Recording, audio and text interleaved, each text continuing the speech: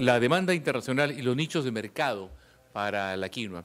Y lo vamos a hacer con un experto de casa, Oscar Malca, de la Universidad del Pacífico. Para comenzar ya en este momento, por favor, ya con la primera de estas exposiciones. Luego tendremos el tema de patentes y derechos de obtentor en torno a la quinoa, con Claudia Fernandini, directora general de Clark Modet Perú. Don Oscar. Muchas gracias.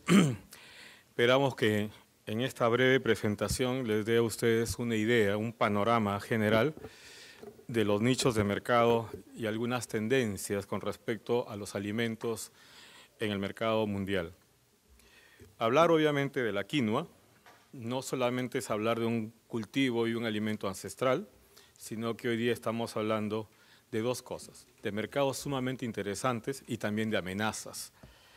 Si comenzamos a ver la evolución alimentaria, obviamente esto que aparentemente ha pasado en el tiempo todavía se mantiene. En América Latina, tanto en Perú como en Bolivia, por ejemplo, todavía tenemos productos de caza, recolección y obviamente que van directo al consumo, productos de autoconsumo.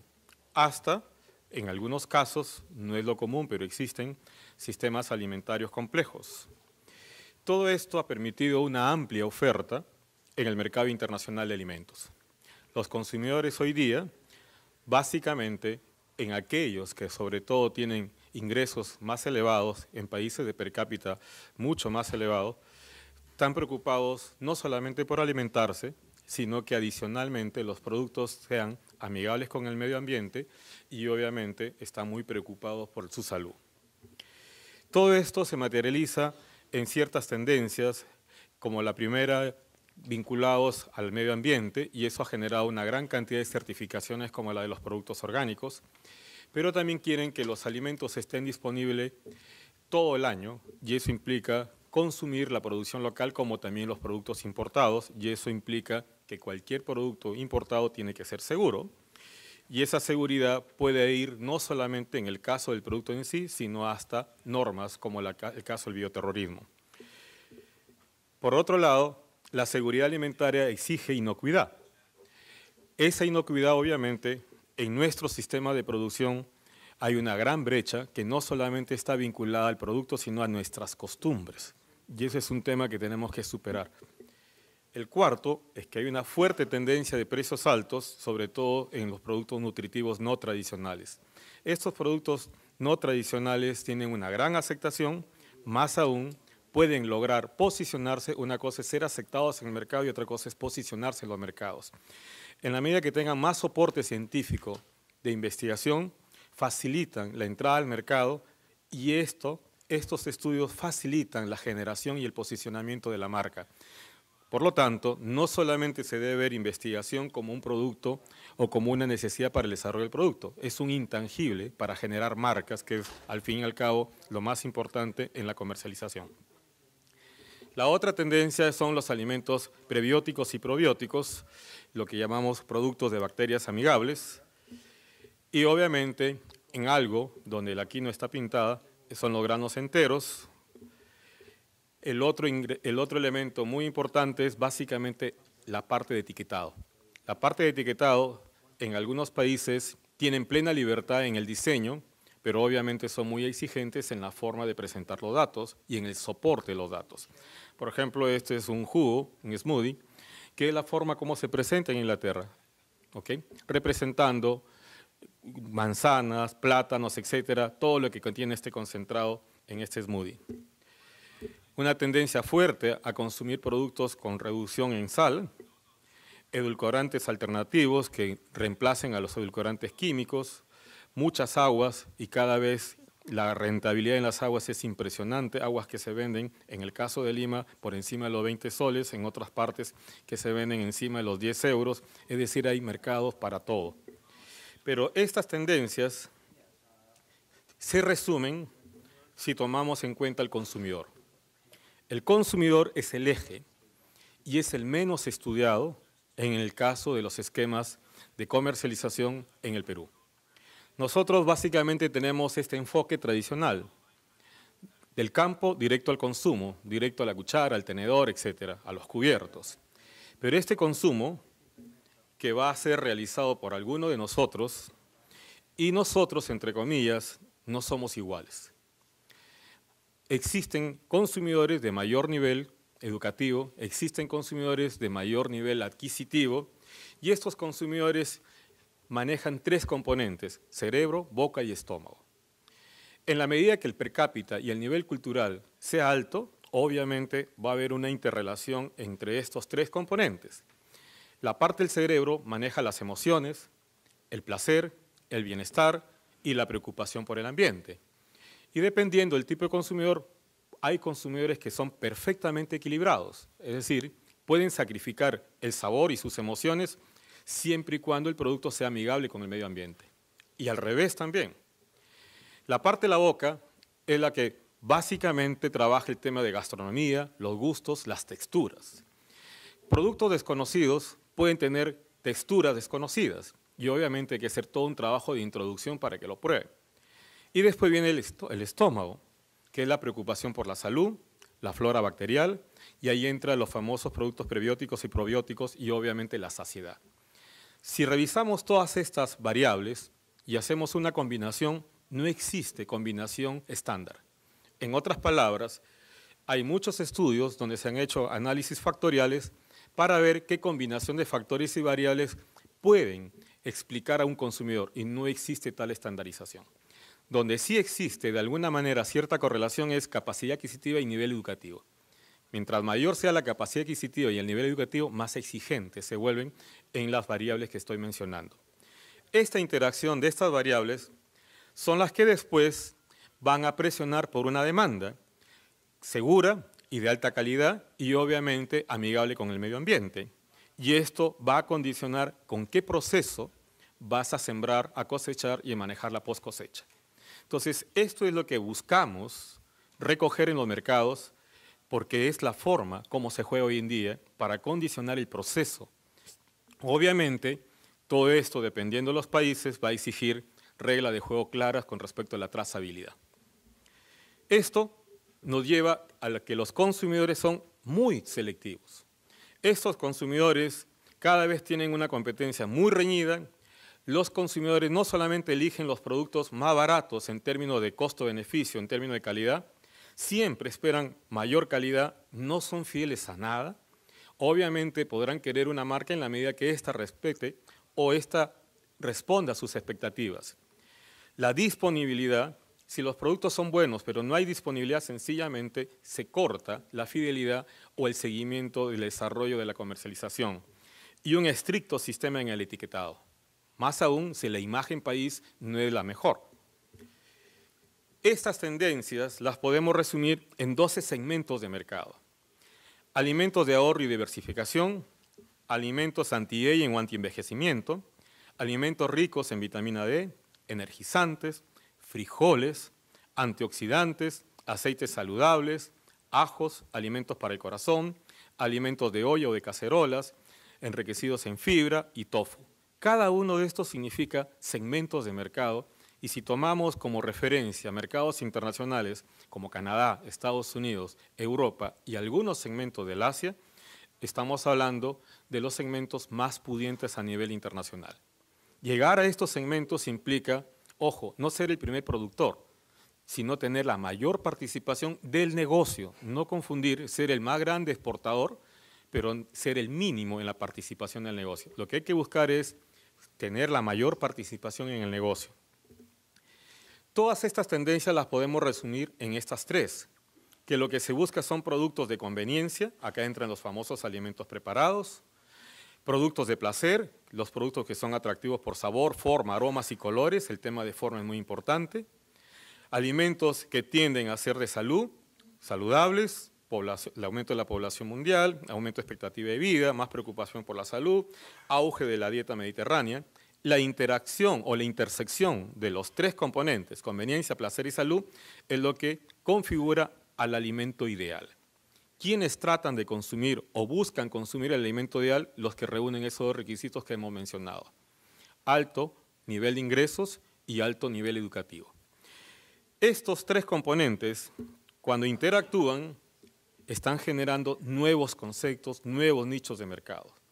Estos nichos de mercado están muy atados a nutrición y salud, más que al sabor. El sabor está en un tercer nivel. ¿Esto qué significa? Significa alimentos que ya hemos hablado, probióticos, oligosacáridos, inulina, hidrato de carbono, todos los de cadena corta. ¿Qué más significa? Prebióticos, fibras vegetales, de diversos tipos. ¿Qué más? Los famosos fitoesteroles, a diferencia del colesterol, como ustedes conocen, estos no se sintetizan, el cuerpo no los asimila y no son absorbidos por el intestino. Productos ricos en omega 3, aceite de lino, aceite de chía, aceite de canola, por hablar de algunos productos. Antioxidantes ricos en betacaroteno, licopeno, vitamina C, E y A. Productos ricos en fibra, grano y entero, cereales, desayuno, muesli, etc. Todos estos son conceptos que están generando nichos de mercado. Cada uno de estos nichos de mercado implica marcas. Cada uno de estos nichos de mercado implica investigación de soporte a la marca. Esta investigación soporta la marca y da soporte al desarrollo del producto. Esto genera un desafío en los dos niveles, en cómo generar el valor agregado, y obviamente este valor agregado va de la mano con investigación y desarrollo, no solamente en el lado de la oferta, no solamente se investiga en desarrollar mejores semillas, también hay que hacer investigación en marketing, conocer la complejidad tecnológica y muchas alianzas productivos comerciales. Esta interacción de estos dos ejes es básicamente de la evolución del producto fresco o básico a productos fitofármacos. Esto significa, obviamente, un gran reto para poder posicionarnos en los mercados globales. ¿Esto qué significa para la quinoa? En el caso de la quinoa, ya conocemos el crecimiento espectacular que ha tenido la quinoa, que es una oportunidad, pero también a su vez una amenaza. Vamos a traducir todo lo que hemos hablado aplicado a la quinoa.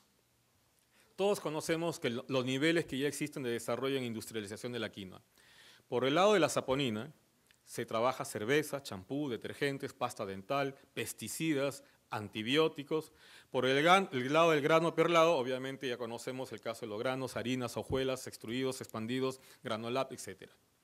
Son productos que aún están en desarrollo para el caso de nosotros, pero en los mercados esto ya son realidades y es más, y tienen marcas. Estos diseños de productos, estos desarrollos de productos que son innovadores para nuestra realidad, no son innovadores en otros mercados. Son parte ya de los estándares. Pero veamos qué es lo que sucede con algunos segmentos de mercado que cruza con todo lo anterior. El aumento, ustedes ya lo conocen. Por un lado, hay subsidio de alimentación escolar y programa de bienestar materno. Las Naciones Unidas declaró el Año Internacional de la Quinoa, pero también hay demografía. Cada vez hay más usuarios finales que presionan por esta demanda.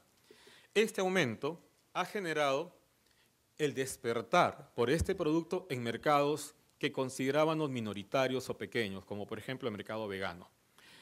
El mercado vegano es un mercado muy potente que cruza, por un lado, nivel educativo alto y en el caso de los países desarrollados también cruza con capacidad adquisitiva alta. En el caso de los Estados Unidos hay más de 18 millones de vegetarianos, que incluyen a los veganos. Esta es la cifra más conservadora que he encontrado. Otros hablan de alrededor de 27 millones de vegetarianos. Estas personas significa un promedio de 2.800 millones de dólares solamente en el mercado norteamericano, en un promedio de 18 o 24 millones de personas. Es decir, 24 millones de personas están consumiendo alrededor de 2.800 millones de dólares. Además de los vegetarianos, que son menos sensibles a los precios. Ojo, el precio no es el problema. ¿Okay? El problema para ellos es que ellos están dispuestos a pagar por un producto, obviamente, en la medida que este producto responda a sus expectativas. Bartlett, él trabaja desde hace algún tiempo en estos programas que tienen que ver con la parte del consumo ético. Él estima que el 25% de la población se autodefine como vegetariano inclinado y come 4 o más comidas sin carne a la semana. Acá hay un enorme potencial para la quinoa.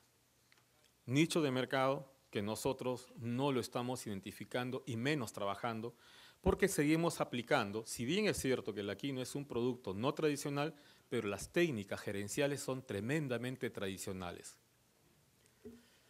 El mercado de celíacos también es conocido Estas cifras vienen del Centro de Investigación de Celíaca de los Estados Unidos, que estima que el 6% de la población de los Estados Unidos sufre de sensibilidad al gluten. 6%, más o menos de 300 millones, estamos hablando de 18, casi 20 millones de personas. La quinoa es un cereal libre de gluten, bajo en calorías, de gran sabor, rico de proteínas, etc. Esto lo conocemos nosotros muy bien. Y es justamente una respuesta ideal para este segmento de mercado. Las ventas de alimentos sin gluten han crecido un 27% desde el 2009 hasta el 2011, es decir, 4.800 millones de dólares en el 2009 a 5.400 millones de dólares en el 2010 y se estimó para el 2011 en 6.100 millones de dólares en productos dirigidos a este mercado de celíaco. Nuevamente, un gran esfuerzo de penetración de mercado, no quedarse borderline, ir más allá del famoso FOB. En el mercado celíaco no hay regulaciones específicas. Obviamente lo que se busca es, hay una regulación ética que supuestamente está garantizado por los estudios, por la investigación, que supuestamente son productos libres de gluten. La mayoría de los fabricantes etiquetan estos alimentos sin gluten y siguen la recomendación clásica de la FDA. Los estándares de gluten en Europa, en el 2008 el nivel se redujo de 200 ppm a 20 ppm.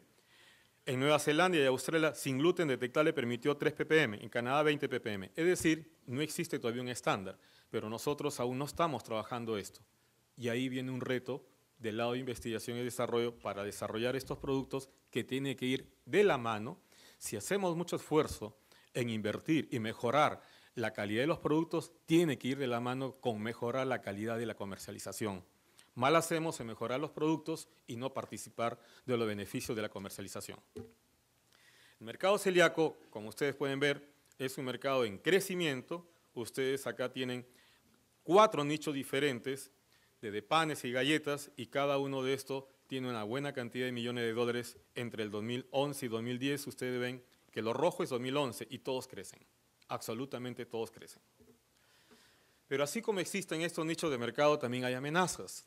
Esto no es nuevo, esto salió publicado en el Washington Post y los argumentos que ellos esgrimen son sumamente interesantes y tenemos que considerarlos. La primera preocupación de ellos es este gráfico, esta curva. Esta curva es muy clara con respecto a lo que están diciendo. Hay un crecimiento espectacular y cuando los productos crecen de esa manera casi exponencial, lo primero que le viene a la cabeza a cualquier industria es: ¿habrá suficiente oferta para yo seguir en este negocio, en esta industria? ¿Habrá suficiente oferta para yo diversificar los desarrollos de productos? Entonces, esta es la preocupación. Si ustedes ven bien, en el año 2007, en el gráfico, se da el disparo. En el 2007 se importaron más de 7.3 millones de libras y en el 2013 pasó de 7 a 68 millones de libras. Esa es una cantidad espectacular en el mercado norteamericano. Obviamente esto es igual que cualquier otro negocio. Cuando los productos comienzan a crecer en volumen y en precio, aquellas tecnologías que no eran rentables con cierto nivel de precio se comienzan a hacer rentables cuando esto sube tanto en volumen como en precio. Y eso significa que las tecnologías ya se vuelven rentables en cierto nivel de precio. En los estragos en los precios, obviamente, con mercados como los que he mencionado, pueden que no afecten tanto, porque están dispuestos a pagar. Pero lo que sí preocupa es la volatilidad de la oferta. La volatilidad de la oferta, obviamente, es una presión al precio. Y eso significa que se puede trabajar esta presión si se comienzan a trabajar nuevas variedades, a garantizar los rendimientos por hectárea, obviamente a trabajar más el lado de la producción, que no es patrimonio ya exclusivamente de Perú y Bolivia. Hay muchos países que han entrado a trabajar la producción de quinoa y no es que solamente se va a vender en fresco. Cuando ya se traduce en harina y en la medida que mantenga sus propiedades para los nichos de mercado que he mencionado, van a tener demanda. Al final, ¿de qué nos tenemos que preocupar? Nos tenemos que preocupar de estos 3 componentes. Recursos existen, hay una gran cadena agroalimentaria para llegar al producto que se va a ofrecer. Pero en estos 3 grandes eslabones, la cadena agroalimentaria tiene 3 grandes procesos: producción primaria, industrial y distribución. Y si trasladamos esto a nivel de actores, vamos a encontrar que no es proporcional la cantidad de actores. A más actores, más debilidad. Y acá viene el tema. En la producción primaria es donde abundan los actores y eso obviamente obliga a cierto tipo de estrategias. Mientras más son, menor poder de negociación tienen. El proceso industrial es un poco menos que la producción primaria, pero donde existe menos es una distribución. Esto es como un embudo. Y obviamente el sistema de distribución in situ en los mercados es lo que menos conocemos y donde menos éxitos podemos presentar, a pesar de que el producto es ancestral para nosotros. En estos componentes van a existir flujos, estos flujos vinculados a la calidad, cosa que nosotros conocemos y estamos muy sensibilizados, a la inocuidad, a las tecnologías de producción, pero también flujos que van de la mano con la parte medioambiental, social y a la gestión comercial. El negocio se compone de los 6 flujos, no de 1, ni de 2, ni de 3, de los 6 flujos. Estos 6 flujos los podemos agrupar en flujos vinculados al producto, a la información y a la responsabilidad ante los mercados. Obviamente, el valor va a estar dado por todos los atributos que desarrollemos y que sean buscados por el consumidor. Cuando cruzan estos dos, podemos aspirar a precios altos. En otras palabras, estos 6 flujos los podemos ver por atributos de confianza o atributos de desempeño. Lo de desempeño, conveniencia, organolexia, consistencia. Lo de confianza, seguro garantizado, sano, saludable, inocuo y socialmente responsable. Obviamente, los de confianza son los más difíciles de medir. En un negocio no solamente hay componentes tangibles, también están los intangibles. Y cuando la salud está de por medio, los intangibles pesan más que los tangibles. Sostener esta industria, como en el caso de Chile, como en el caso del Perú, como en el caso de muchos países, es introducir buenas prácticas. Pero las buenas prácticas no puede quedar en políticas y en normas, tiene que ser algo que tiene que estar en la cultura de cualquier productor. Esto se contradice en el Perú. Hay empresas avanzadas que entienden que esto debe ser normal, pero los consumidores y los productores también tenemos el otro comportamiento y creo que esta expresión que decimos en el país resume eso, lo que no mata engorda. Eso se contradice a esto, porque lo que no mata engorda es justamente bajar la autoestima, bajar los niveles de competitividad y conformarse. Y los mercados internacionales no tienen piedad con los que se conforman. Este sistema de buenas prácticas tiene que ir de la mano con la parte medioambiental y muy importante la medición de la huella del carbono. No es todavía una norma, pero sí es un argumento de comercialización. Es el marketing sublimal, de decir este producto es bueno, pero mira cuál es su huella de carbono. Y eso no apunta al precio, apunta a la capacidad adquisitiva y al nivel educativo del consumidor. La inocuidad alimentaria, las certificaciones, la responsabilidad social empresarial, esto es fundamental. Y en varios sitios, en el extranjero, a mí siempre me han preguntado si existe correlación en los productos de excelente calidad y la forma como viven los agricultores en la zona donde salen esos grandes productos de buena calidad del Perú. Obviamente uno puede responder muchas cosas, pero podemos hacer un acto de conciencia. ¿Habrá responsabilidad, habrá correlación en el nivel de vida de los agricultores y el nivel de cuidado del producto? Los recursos naturales y la energía, los recursos genéticos nativos, donde queremos trabajar mucho, los aspectos biológicos, el manejo integrado de plagas, todo esto es parte del desarrollo de la oferta. Pero esto se correlaciona con los fundamentos de la industria. Tenemos condiciones naturales, tenemos libertad de emprendimiento, tenemos institucionalidad y economía social de mercado. ¿Qué tan sólidos son estos 4 pilares? Sobre todo la institucionalidad. Estos 4 componentes son condición para desarrollar y ser mejores en la comercialización.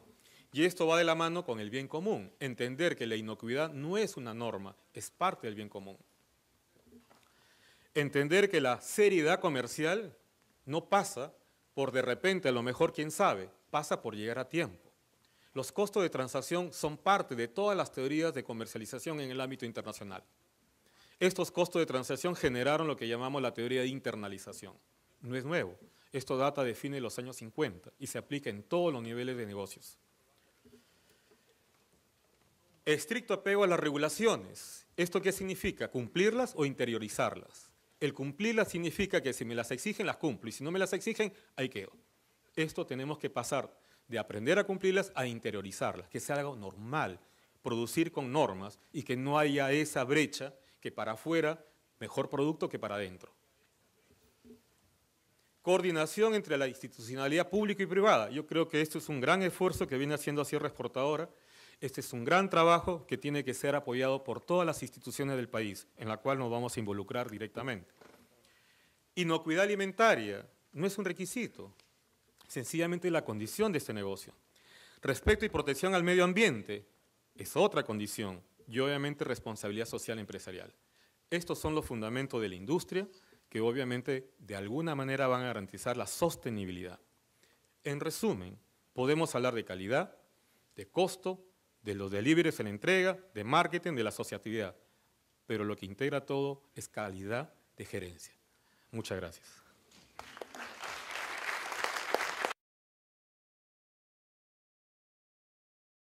El tema de las patentes y derechos de obtentor en torno a la quinoa. Exposición que estará a cargo de Claudia Fernandini, directora general de Clark Modet Perú. Muchas gracias, buenas tardes.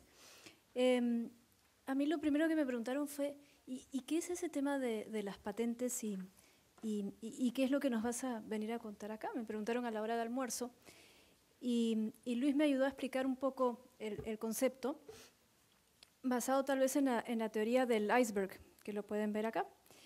Y la idea es enterarnos de las cosas que no son fácilmente visibles.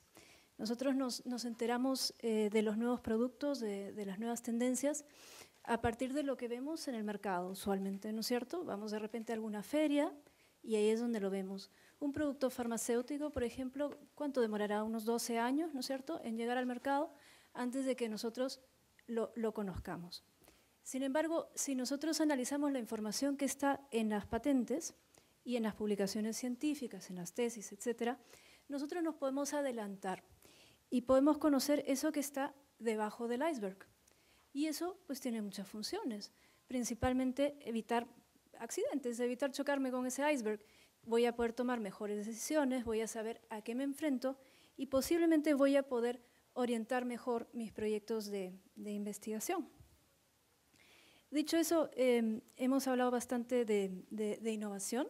Las patentes están muy ligadas a la innovación tecnológica y cuando uno está hablando de proyectos de innovación, pues que lo que estamos buscando es diferenciarnos, ¿no es cierto?, lograr un mayor rendimiento, aumentar nuestra productividad, incrementar las ventas, mejorar la rentabilidad. Pues en todo eso siempre va a haber un riesgo y la propiedad intelectual lo que nos ayuda es a mejorar la predictibilidad de esos proyectos, atempera un poco la incertidumbre y nos da una protección sobre lo que son los inventos. Y cuando hay un invento, o en todo caso una nueva variedad, ¿no es cierto?, un nuevo derecho de obtentor, los únicos sistemas que existen de protección son los sistemas de patentes y de derechos de obtentor. No hay otra. Nosotros podríamos tal vez trabajar con secreto industrial, pero es un sistema riesgoso. Eventualmente el secreto industrial se basa en la confidencialidad, perdida la confidencialidad, pues es algo de libre uso, pasa a ser un commodity fácilmente copiable. Por lo tanto, si hay una inversión en innovación y esa innovación es susceptible de protegerse, pues la vía correcta para hacerlo es la patente o el derecho de obtentor. Y dicho esto, ¿por qué la figura de la caja fuerte? Pues porque en realidad nadie guarda algo que no tiene valor. Nosotros no protegemos algo que no tiene valor. Piensen en el día a día. ¿Qué cosas coloco en la caja fuerte? ¿Por qué le coloco la llave al auto? ¿Por qué le cierro la casa? Pues porque hay algo de valor, ¿no es cierto? Y lo quiero proteger. Si no lo protejo, se lo van a llevar.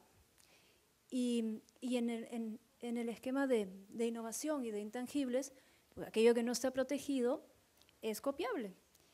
Y si es que yo no tuve la diligencia de protegerlo, pues entonces yo he permitido que lo puedan copiar. Se habla de la era del conocimiento y esto es una breve reflexión de qué porcentaje del valor de una empresa está constituido por sus intangibles. Y esto es digamos, un análisis que ha ido evolucionando en pocos años y se calcula que que ya es más del 90% del valor de una empresa, constituido por activos intangibles, que no son todos propiedad intelectual, pero sí que son intangibles. Y esto es una empresa cualquiera. Si nosotros pensáramos en una empresa tipo, no sé, un Google, un Apple, probablemente sea incluso mayor. Entonces, es un elemento muy importante y la única herramienta que existe para la protección de esos activos. Y ustedes dirán, ya, eso está muy bien, porque eso puede ser válido a nivel de una empresa, pero a nivel Estado, por ejemplo, o cuando estamos hablando de productos nativos como la quinoa, pues también los Estados también intervienen en estos esquemas de innovación, sobre todo en lo que es el desarrollo de nuevas variedades, por ejemplo. Y aparecen instituciones del Estado como titulares de nuevas variedades, con una estrategia de protección acorde con cada variedad, con cada realidad. Bien, y todo esto ocurre en un contexto de globalización, donde lo que nosotros investigamos en un lugar también se puede estar investigando en otro al mismo tiempo. Y entonces gana por puesta de mano el equipo que desarrolló la innovación antes, el que la protegió primero, el que la introdujo al mercado primero, ¿no es cierto? Y los problemas son comunes, enfrentamos lo mismo en cualquier parte del mundo. Y todos estos cambios se dan cada vez a un ritmo más enérgico y cada vez hay una mayor inversión de por medio. Entonces, las figuras de propiedad intelectual son muy utilizadas, sobre todo en los países donde se ha desarrollado una cultura de propiedad intelectual. En ese contexto, la propiedad intelectual es estratégica, pero no solo como un elemento de protección. Ojo, cuando hablamos de protección, decimos la patente protege mi invento, ¿correcto? También es una fuente de información, que es algo que queremos recalcar en esta presentación. Me va a brindar información sobre lo que están investigando terceros, por dónde está orientada la información, quién lo está manejando, cuáles son las alianzas que se han establecido, etc. Y también es una fuente de interacción. Me permite llegar a acuerdos con terceros, establecer licencias, transferir tecnologías. Las patentes, entonces le decíamos, son un mecanismo de protección, pero además son una fuente de información y son en realidad la fuente más fiable de información tecnológica, porque ustedes cuando van a una feria, lo que ven no necesariamente es el último producto. Probablemente el que va a ser lanzado el año siguiente está reflejado en un documento de patente. Y ese documento de patente está publicado, ustedes lo pueden acceder, pero no está presentado el prototipo, la presentación final comercial en la feria. Y se calcula que más del 90% de las invenciones mundiales se pueden localizar en las bases de patentes. Las plantas se protegen mediante derechos de obtentor de variedades vegetales. Y algunos de sus elementos, como los procesos de producción, por ejemplo, podrían ser objeto de patente y en algunos países se manejan patentes de plantas. Lo que les mencionaba entonces son las patentes y los derechos de obtentor utilizados como fuentes de información para la innovación. Bien. Según el tipo de análisis en el tratamiento de la información, nosotros podemos hablar de vigilancia, inteligencia y prospectiva tecnológica. En la prospectiva tecnológica es a futuro, a largo plazo, y son ejercicios que se han hecho en el Perú. De hecho, hay estudios de prospectiva relacionados con granos andinos, con otros productos. Sierra Exportadora los ha manejado, Concitec los tiene, y ya existen. Y lo que hay que hacer es identificar oportunidades a partir de esos estudios de prospectiva y relacionarlos con el trabajo de vigilancia e inteligencia.